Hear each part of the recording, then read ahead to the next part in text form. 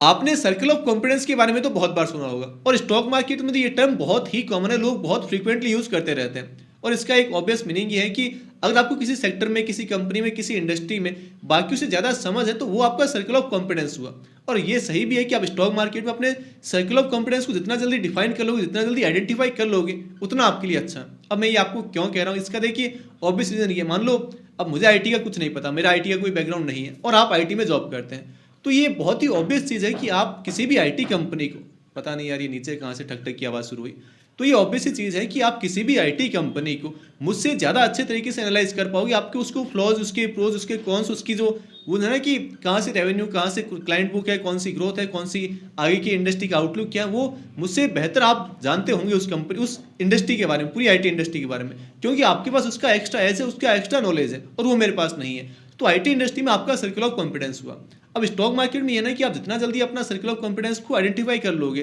जितना जल्दी ये ना कि भाई चलो मुझे इस इंडस्ट्री की थोड़ी बहुत समझ है, या चलो मैं फार्मा में जॉब करता हूँ तो फार्मा मुझे बहुत अच्छे से समझ आता है कि ये बिजनेस कैसे काम करता है, या मैं खुद अपना कोई रिटेल का बिजनेस रन कर रहा हूँ, या मेरा कोई केमिकल कंपनी में जॉब है, मतलब जहां भी आपकी जॉब है या फिर जिस कंपनी के बारे में आपको पढ़ना अच्छा लगता है या जिसका आपके पास रियल हैंड एक्सपीरियंस है, फर्स्ट हैंड एक्सपीरियंस है, वो हुआ आपका सर्कल ऑफ कॉन्फिडेंस। अब यहाँ आपके लिए सबसे बड़ा बेनिफिट ये है ना कि अगर आप अपने सर्कल ऑफ कॉन्फिडेंस वाली कंपनीज को ही ट्रैक करना स्टार्ट करते हो सबसे पहले, तो आपको एक तो प्रोसेस बहुत ईजी रहेगा। भाई आपको पता है कि कंपनी कहाँ से रेवेन्यू अर्न कर रही है, कौन इनके क्लाइंट्स है, क्या इनका प्रोसेस है, कैसा इनका बिजनेस है, बिजनेस कितना स्ट्रॉन्ग है, नहीं है, क्या इनके फ्लॉज है बिजनेस में, और कैसे अपनी प्रॉफिटेबिलिटी अर्न करते हैं, क्योंकि आपको उस बिजनेस की बेसिक समझ पहले से है। बस आपको कंपनी के नंबर्स देखना और आपको है ना कि डॉट्स कनेक्ट कर लोगे, तो ये कि आप प्रोसेस अपना बहुत जल्दी बिल्ड कर लोगे, वहाँ ज़्यादा कन्विक्शन के साथ, बाकी एक नॉर्मल रिटेल पब्लिक के मुकाबले ज़्यादा कन्विक्शन के साथ, ज़्यादा समझ के साथ आप इन्वेस्ट कर पाओगे। और अगर उस कंपनी में कुछ दिक्कत भी हुई, कुछ गड़बड़ हुई, उस बिजनेस में कुछ भी खराबी आई, तो आप सबसे पहले बंदे होंगे जो कि उस चीज़ को पॉइंट आउट कर लोगे। यार ये नीचे वाली आवाज़ मुझे नहीं पता, आपको थोड़ा बेयर करना होगा इसको,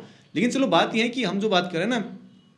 अगर उस कंपनी में कोई दिक्कत हुई तो आप सबसे पहले उसे पॉइंट आउट कर लोगे, अपनी कैपिटल सेव कर लोगे और आप कॉल आउट भी कर दोगे भाई ये चीज़ इस कंपनी में खराब हो रही, क्योंकि आपको ज़्यादा समझ है उस कंपनी की। तो अपने सर्कल ऑफ कॉन्फिडेंस में अगर आप रहोगे तो ये आपके लिए सबसे बड़ा प्लस पॉइंट है। अब मान लो आपका ये है कि यार मैं तो आईटी में जॉब करता हूँ लेकिन मुझे आईटी में इन्वेस्टमेंट नहीं करना, और बहुत लोग यही गलती करते हैं कि यार मुझे पता है आईटी कंपनी तो बहुत खराब होती है, इनका बिजनेस तो ऐसा है, ये तो वो एकदम ही मैनिपुलेट करते हैं अपने नंबर्स को, या आपको दुनिया भर के फ्लॉज उसके पता है, लेकिन फिर आप जाओगे फार्मा कंपनी में, भाई आप फार्मा में जॉब नहीं करते, आपके पास वो एक्सपीरियंस नहीं है, बाकी जो चीज़ें आपको वहाँ गलत दिखती है वो यहाँ भी होती होंगी, लेकिन क्योंकि वो है ना कि grass is always greener on the other side, तो वही वाली चीज़ आप आईटी छोड़ के जाओगे फार्मा में, फार्मा वाला जाएगा आईटी में, आईटी वाला फिर कहीं केमिकल कंपनी, कोई पावर कंपनी। भाई आपको जिस चीज़ का एक्सपीरियंस है अगर आप उसमें रहोगे, स्टार्ट वहाँ से करोगे, ठीक है, हम धीरे धीरे अपने नॉलेज बेस को ग्रो कर सकते हो। आपने पहले आईटी से शुरू किया क्योंकि आपको आईटी बिजनेस की समझ है, उसके बाद आपने थोड़ा बहुत चलो रिटेल में चले गए, आप किसी एफएमसीजी कंपनी को आपने पढ़ना स्टार्ट कर दिया, किसी क्लोथ वाली कंपनी को, मतलब अपना वो दायरा बढ़ा सकते हो, लेकिन स्टार्ट आपको वहीं से करना ताकि आपका प्रोसेस एकदम ही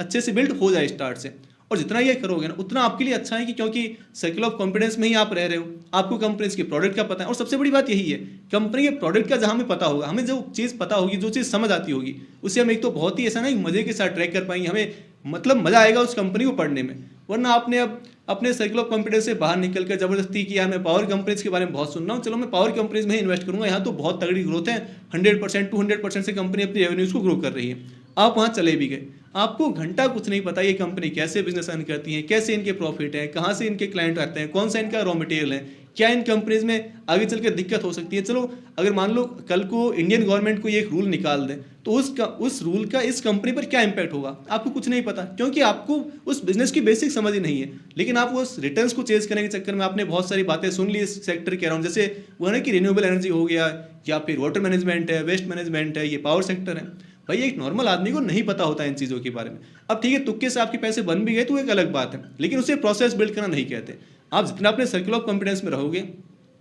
जितना आपको यह है ना कि कंपनी का एक्चुअल प्रोडक्ट क्या है, इनके रॉ मटेरियल कहाँ से आते हैं, इनकी रेवेन्यू कहाँ से आती है, कौन इनके क्लाइंट्स हैं, कहाँ से ये प्रॉफिटेबिलिटी अर्न करते हैं, आगे की ग्रोथ का फोरकास्ट कैसा रह सकता है, और इस कंपनी में क्या चीज़ें गलत हो सकती हैं जिसके बारे में मुझे सबसे पहले पता चल जाना। भाई अगर कुछ भी दिक्कत हुई किसी कंपनी के रिजल्ट्स में तो मैं वो चीज़ पॉइंट आउट कर लूंगा और सबसे पहले अपनी कैपिटल को सेव करके बाहर निकल जाऊंगा। तो ये बेनिफिट अपने सर्कल ऑफ कॉन्फिडेंस में रहने का। ठीक है, आप धीरे धीरे अपने नॉलेज को ग्रो करते जाओ, अपना वो एरिया बड़ा करते जाओ, आपने इस सेक्टर से उस सेक्टर में, धीरे धीरे वो चीज़ें सही है। लेकिन एक बार के लिए सीधा क्योंकि मुझे इस कंपनी में नहीं जाना, इस सेक्टर में नहीं जाना, इसका तो मेरे पास फर्स्ट हैंड एक्सपीरियंस है, कंपनी अच्छी नहीं होती है, मैं चला जाता हूँ किसी रिन्यूएबल एनर्जी वाले सेक्टर में, आपको वहाँ कुछ नहीं पता, तो आप वहाँ बहुत ही एक बड़ा रिस्क ले रहे हो अपने लिए। तो बस यही है कि अपने सर्किल ऑफ कॉम्पिटेंस को स्टार्ट वहीं से कीजिए जहां आप अपना एक्टिव बिजनेस है, जिसमें एक्टिव जॉब है, जिसमें आपको ज़्यादा नॉलेज है, फिर धीरे धीरे उस चीज़ को ग्रो करते जाइए। तो बस यही था आज के इस वीडियो में।